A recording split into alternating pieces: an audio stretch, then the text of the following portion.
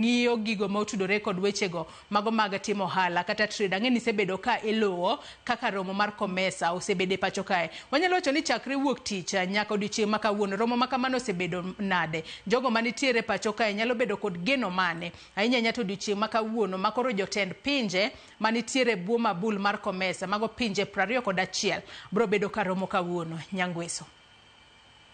Erokamano Jace. Gima nitiere ne COMESA summit medhi mbele danga wach ni osetimore maber, kendo en awe makende ne jo Kenya ne President William Ruto kawuono ni ang' nosidhi ayanga mana kaka isewacho mondo mi okaw kom mar the next 1 year mabiro, kendo ma en gima duong' ahinya ne Kenya. Ni neno ka romo ni opog nyadidek. Odiochieng' mokwongo ging'iyo omi thuolo joket mwandu kata ma dho ngere luongo ni the private sectors forum. Omi thuolo mondo ohala ema yawo romo ni makende tarik 7.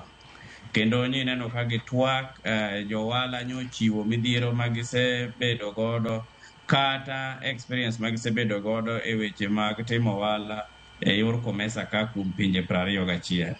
Mano kane Tunisia to gi Somalia oriwore kodwa, koro wuok e 19 bedo 21. Kendo neno ka jo ohala otemo wuoye ayanga kaluwore kod weche kata dangalung ni the theme mancha dhi mbele mar COMESA manyo wuoye kaka inyalo tieg weche mag mbui mondo mi okony oting'o ohala malo kuom pinje 21 ni.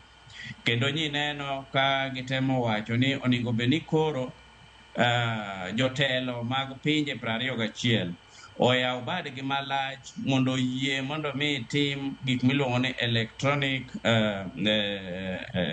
certificate of origin. Tiende ni kidwaro tero mwandu achiel kuom pinjegi to en gima koro inyalo time e yor mbui kata e yor nyasani, moko chuno ni nyaka ting' ating'a mwandu ni e kidhi advertise kata iter. Kendo neno ka gichako giwuoye ni to ere kaka inyalo ket competitiveness, ere kaka inyalo ket ayanga kata lwasi maber mondo mi ohala oting're malo. Mok ni gima Kenya ber go ka Kenya nigi products mogolo to onyalo tero mayot Zambia be kuom products mober godo onyalo kelo e piny Kenya. Neno ka gichako jo ohala ochako owuoye mang'eyo ni mago head of state sang' o ratify kawuono kata ang' nokalie. Gichako giwuoye e weche mag integration mar value chains.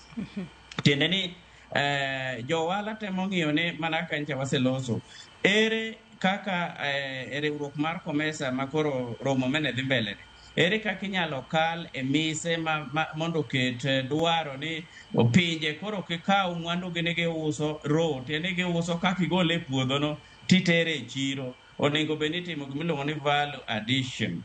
Value addition ka ne jo ohala oketo ma kendo ne giwuoye ni kotim ma omed ndhadho kuom gik ma pinjegi puro kata pinjegi loso, mondo mi kodhi e chirni mamoko oko kata mane gwengewa ma COMESA ka to bedo gi nengo mamalo.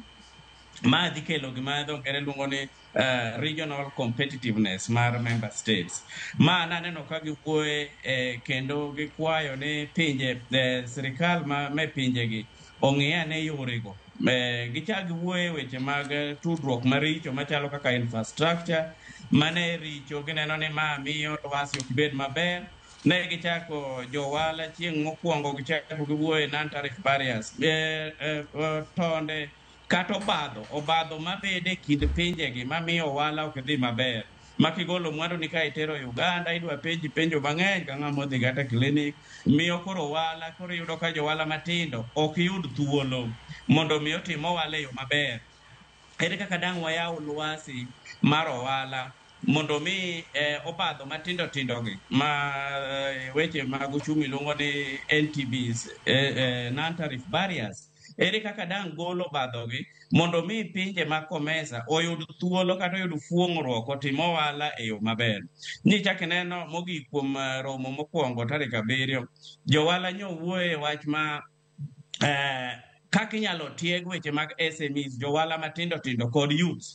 Tiende ni mondo ere kaka de wakony youth mondo access market kata oyudo ochopie chirni mayot jok ma onge nyalo. Sirikal nyalo timo ang'o, joket mwandu nyalo timo ang'o, to gi kata development partners ere kaka de gikony rowere kaachiel kod mine to gi jowala matindo tindo mondo mi oyud thuolo makende mar chopo e chirnigi. Magi nyoro olosi. Ne odiechieng' mar 2 ka Joyce Kateri mana mapiyo piyo. Odiechieng' mar 2 ne en koro romo mano nyoro ne en romo ma koro ne mar ministers kata foreign affairs council. Tiende ni jotend migepe ne romo to gi joma ni